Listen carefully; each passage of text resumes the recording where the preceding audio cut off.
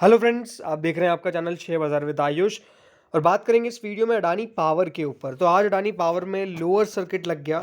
Stock कह सकते हैं कि कोशिश तो किया कि ऊपर आ जाऊं, कोशिश काफ़ी बार हुआ, बट इवेंचुअली स्टॉक में आज आपको लोअर सर्किट ही लगता हुआ देखने को मिला। एंड स्टॉक बेसिकली आज इस प्रकार से डाउन हो गया। और जो कल भी हुआ था लोअर सर्किट, आज भी वही हुआ। लोअर सर्किट के पीछे का कुछ कारण है, वो डेफिनेटली आपके साथ इस वीडियो में डिस्कस करेंगे। कल भी बात करी थी, लेकिन आज इस वीडियो में थोड़ा डिटेल में बात करेंगे उसके ऊपर कि एक कंपनी के द्वारा जो एमओयू साइन किया गया था वो बेसिकली कैंसिल कर दिया गया है। अब इस रिपोर्ट के बारे में पढ़े जो निकल के आई सबसे बड़ी डिटेल में। जो सबसे बड़ी दिक्कत हुई कि वो यही था कि कल दोस्तों ओरिएंट सीमेंट ने एमओयू को कैंसिल कर दिया जो इन्होंने अडानी पावर महाराष्ट्र के साथ साइन किया था। अब ये अपने आप में एक बहुत बड़ी नेगेटिव पॉइंट निकल के आ गया, बिकॉज देखिए इंपॉर्टेंट क्या था कि कंपनी जो है वो इस एमओयू के साथ डेफिनेटली कुछ करना, मतलब कुछ अच्छा यहाँ पे होता। लेकिन जो एमओयू साइन किया गया था उसके बाद वो आगे जाके इतना कुछ खास कर ही नहीं पाया। मतलब जो डेट्स थी वो भी निकल गई।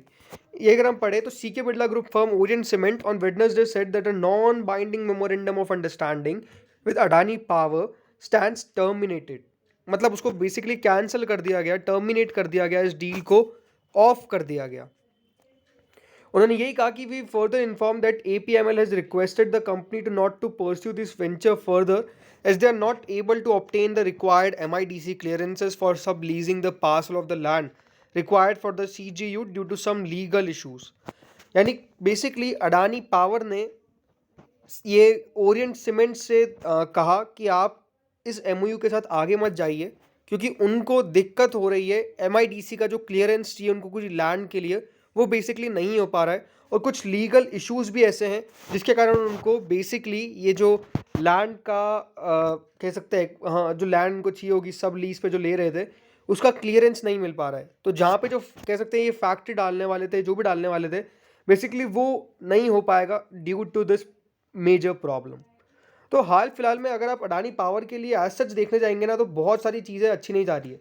उन्होंने ये भी कहा कि जो टाइमलाइन थी बेसिकली वो भी क्रॉस हो चुकी है, यानी जो रिक्वायर्ड डेट थी उससे आगे निकल चुकी है। इसीलिए अब उन्होंने भी एक्सेप्ट कर लिया है, यानी ओरिएंट सीमेंट ने भी एक्सेप्ट कर लिया और एपीएमएल ने भी एक्सेप्ट कर लिया, यानी अडानी पावर महाराष्ट्र लिमिटेड ने, कि वो इस नॉन बाइंडिंग एमओयू के साथ आगे नहीं जाएंगे और अब ये टर्मिनेट हो चुका है।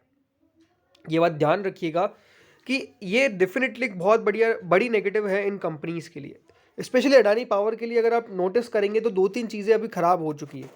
पहली चीज़ तो यही हम कह सकते हैं कि जो एमओयू साइन किया था वो टर्मिनेट हो गया, वो कैंसिल हो गया। दूसरा क्या था? दूसरा यही था दोस्तों, जो अभी आपको कंपनी एक्विजिशन करने वाली थी वो 7,000 करोड़ की का, वो भी डेफिनेटली कैंसिल हो गया। तो अगर आप डेफिनेटली देखेंगे वो डीबी पावर का एक्विजिशन कैंसिल होना, ये एमओयू कैंसिल होना, दो बड़ी बड़ी नेगेटिव हो चुकी है कंपनी के साथ। तो आई थिंक डेफिनेटली अभी टाइम कंपनी के लिए अच्छा नहीं चल रहा है, वो साफ साफ दिख भी रहा है। क्योंकि 7,000 जो करोड़ में कंपनी डीबी पावर खरीदी जा रही थी, वो भी कंपनी का पैसा नहीं था कि वो पे कर सके।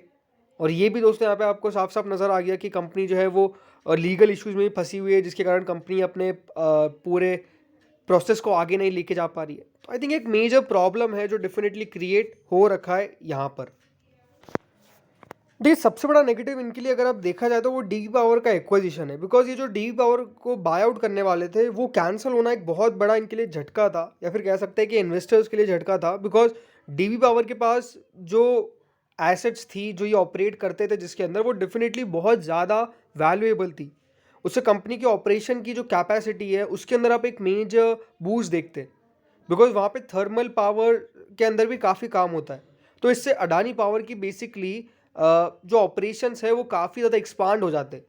बट अगेन ये कैंसिल हो गया और इससे कंपनी को और बड़ा झटका लग गया। इसलिए इन्वेस्टर्स को भी डेफिनेटली यहाँ पे धक्का लगा कि कंपनी जो है वो बेसिकली काम ये नहीं कर पाई। उन्होंने यही कहा कि साफ साफ कि यहाँ पे कोई फर्दर डेवलपमेंट नहीं होने वाला है, ये बेसिकली बता दिया गया। ये ज़रूर नहीं कहा गया है कि किस बात के लिए कैंसिल किया गया है। बट अगेन यहाँ पर समझने वाले सब समझ जाते हैं कि क्यों कैंसिल किया गया है। बिकॉज हो सकता है कि कंपनी के पास उसके लिए पैसे ना हों, एक हम तो ये भी कह सकते हैं। बट कंपनी ने ये कहा कि हम एक्विजिशन के साथ आगे नहीं जा रहे। तो यही अपने आप में दोस्तों एक मेजर प्रॉब्लम जो है वो क्रिएट हो चुकी है अडानी पावर के लिए, कि एक्विजिशंस कंपनी जो है वो कंप्लीट नहीं कर पा रही है। कंपनी के प्रोजेक्ट्स जो है वो कंपनी के हाथ से जाते हुए देखने को मिल रहे हैं, या फिर कह सकते हैं कंपनी उसमें फर्दर प्रोग्रेस नहीं कर पा रही है। तीसरी मेजर दिक्कत क्या है कंपनी के Q3 के नंबर्स। Q3 के नंबर्स इतने बुरे निकल के आए तो वो भी डेफिनेटली अपने आप में एक बहुत बड़ा नेगेटिव था। अब स्टॉक पे अगर बात करें ऑन द चार्ट, अब एक बात, अगर आपने मेरा वीडियो देखा हो 2 दिन पहले, तो मैंने आपको एक बात क्या कही थी कि स्टॉक में हो क्या रहा है कि थोड़ी थोड़ी बाइंग आ आके फिर फ्रेश सेलिंग क्रिएट हो रही है। एग्जैक्टली बेसिकली अभी वापस से वही हुआ। एक बात नोटिस करिए कि यहाँ पर बाइंग क्रिएट हुई है और अभी देखिए फिर से रेड कैंडल फॉर्म हो गई है। 2 दिन लगातार लोअर सर्किट लग गया है और एक मेजर प्रॉब्लम मुझे लगती है कि फिर से लगातार अब लोअर सर्किट ही लगता ना आ रहा है। बिकॉज अगर ये लोअर सर्किट लगता रहा तो एक वापस से मेजर दिक्कत हो जाएगी, क्योंकि यहाँ पे देखिए स्टॉक बेसिकली तेज़ी करके गया और अब एक बड़ी रेड कैंडल फॉर्म हो गई है। लगातार या तो नीचे गिरा ही था, लेकिन अब स्टॉक में अगर आप ट्रेंड लाइन बनाएंगे ना तो यहाँ पे जाके वापस से नीचे आके सपोर्ट लेगा। तो ये एक बात साफ साफ समझ में आनी चाहिए कि स्टॉक में एक बहुत बड़ी दिक्कत क्रिएट हो रखी है। ज़रूर सभी सपोर्ट करीबन यहाँ निकल के आता है जो 140 के लेवल के आसपास है, कि उधर स्टॉक अपने आप को सपोर्ट दिखाना चाहिए। बट अगर वहाँ नहीं दिखाता है या फिर कहूँ मैं वो लेवल्स टूट जाते हैं तो फिर एक बात ध्यान रखिएगा कि जो गिरावट है वो थोड़ी सी बड़ी बन सकती है। स्टॉक जो है वो थोड़ा नीचे जा सकता है, बिकॉज यहाँ पर स्टॉक बेसिकली अपने इंपॉर्टेंट लेवल्स के नीचे आने वाला है। और इंपॉर्टेंट लेवल्स के अगर नीचे आ गया तो फिर अपने आप में आपको पता ही है कि एक मेजर दिक्कत हो जाएगी। क्योंकि ये साफ बात है कि स्टॉक के लिए ये वाला जो लेवल है वो अपने आप में बहुत इंपॉर्टेंट है, 141 का। और अगर ये लेवल टूटा नीचे में 140 तो 41 का, तो ये बात ध्यान रखिएगा कि गिरावट जो है वो पूरी पूरी संभव है। स्टॉक में जो गिरावट है वो डेफिनेटली देखने को मिल जाएगी, क्योंकि ये लेवल से स्टॉक ने एक बाउंस बैक किया था और अगर ये लेवल के नीचे स्टॉक गया तो फिर गिरावट ऑलमोस्ट मान के चलिए तय है।